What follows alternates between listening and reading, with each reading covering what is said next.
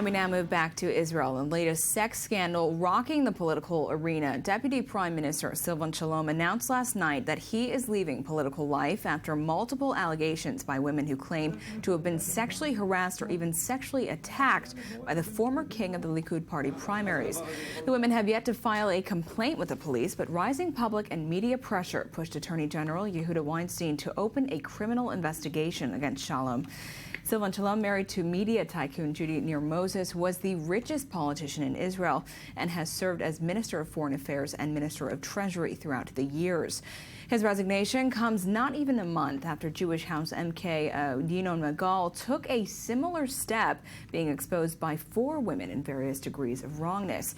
Now, in recent years, Israel saw a president being jailed for rape and sexual misconduct. That's the disgraced Moshe Katsav, and countless other powerful men in politics, police, and army have paid in their careers for sexually attacking women in a wide variety of incidents.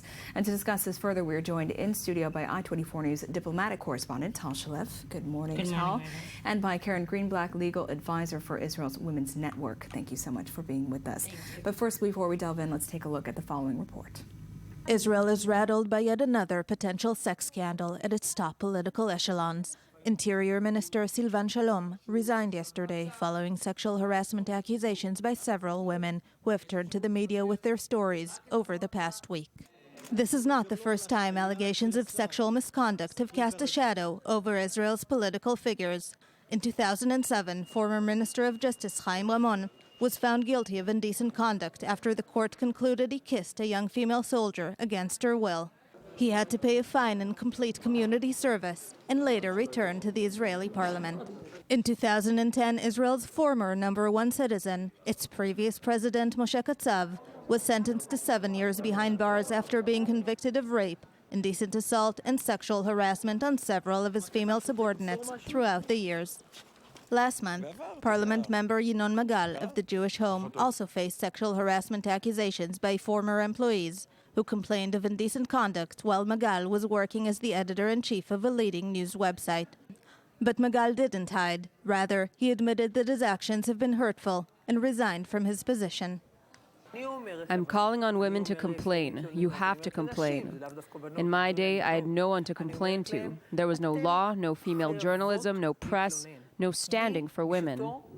So far, none of the women in the Silvan Shalom case filed police complaints, perhaps taking into account the media circus and public shaming that will most likely surround their story, as happened to those who complained before them, even if the court ruled in their favor. So, Karen, this case has gotten a lot of media attention as well as on social media, which we'll talk about in a moment. But Shalom's wife actually sent a tweet, perhaps threatening these women. Can you talk about that? Yeah, this is one of the most unfortunate aspects of what you call sex scandal, and I call it has nothing to do with sex. It's a violence scandal, and I think that the way the media is covering it has a lot to do with this tweet. She tweeted and then a few minutes later removed, probably by advice from somebody smart, that everyone has a past, and and she's stopping herself from exposing all of this information that she allegedly knows about the women who are talking about her husband. And I think this is probably it's a terrible example of the way the public treats women who raise the strength to come forth and complain and talk about, even if they don't go to the police. The fact that they expose these stories one after the other is so important, and it's so important to have these men start facing the allegations against them and to face their wrongdoings, that threatening them and making their lives hell after they come forward is really a bad message to send to those women who face that type of violence. Oh yeah, it's the classic blaming the victim, especially in sexual assault and sexual attacking cases. But Tal, how did social media affect this case? Because it's really what spurred up the entire issue. Well, I think we're looking at a phenomena here in Israel in the past month. It's not only in this case, it's also in the previous case of Ynnon Magal, where women are starting to voice their voice not by going to the police, but by just voicing their voice. In ינון Magal's case, started from 2 posts on social media, and here it wasn't social media; it was more traditional media. But the fact is that both ינון Magal and Silvan Shalom yesterday resigned before a police probe was even opened, and this is very unique. And then it also has 2 sides, of course. On the one hand, we see women speaking out, not necessarily going to the police, but are speaking out on social media. But on the other hand, we're seeing, and this is what men are claiming, or people who are trying to defend the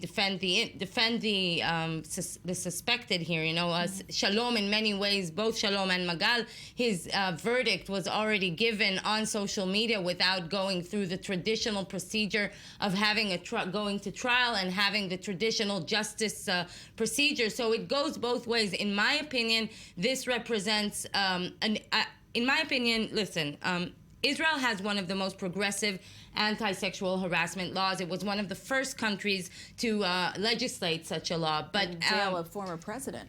But we're 17 years after that, and 18 years after that law, it was 1998, and we still see that this hasn't resonated in the highest levels of politics, army, police, as we heard yesterday. And I think there's a problem with the law. It also doesn't protect the women enough. It doesn't give the women enough protection. And what happened to some of the women who complained in the Katzov case, for instance, they were under attack. They were under constant defamation by Katzov's colleagues. And this new procedure of using social media to raise these concerns or to raise these phenomena, it gives women a new way to complain, to protest.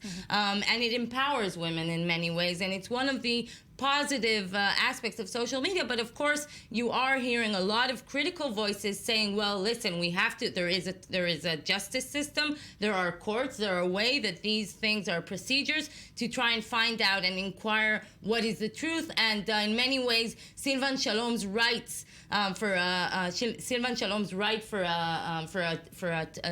impartial inquiry in many ways were overlooked or overlapped by the social media and by media. So Karen, talk about some of these allegations against Silvan Shalom, because some of them are really upsetting. I was reading through them last night.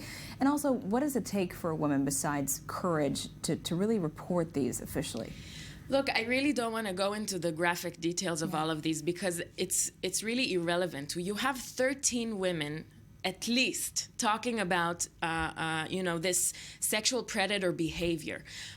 It makes it, I'm thinking about what Tal was just saying about how we're having these field trials on social media, and when you have that many women that talk about a certain person who exploits his position of power to harm them, it's very hard to imagine that all of them are liars. It's very hard to imagine that it's all made up. And many of them are saying, very similar accounts of what happened. Similar accounts of actual sexual assault and very, very indecent behavior. I mean, we're not talking about, throwing out compliments that are inappropriate here and there. This is actual physical sexual assault. And I mean, it doesn't even matter. It's not about how serious the offense is. It's about the fact that these men didn't realize that the world changed. Mm-hmm. They still haven't realized that they can't behave the way that we see in the James Bond movies from the 50s. It's not like that anymore. You can't disrespect women. We're part of the workforce. We're in the public sphere. And it's just unacceptable. Yeah, well, he has resigned, and we will see where this investigation leads. Karen and Tal, thank you so much for being here, both of you.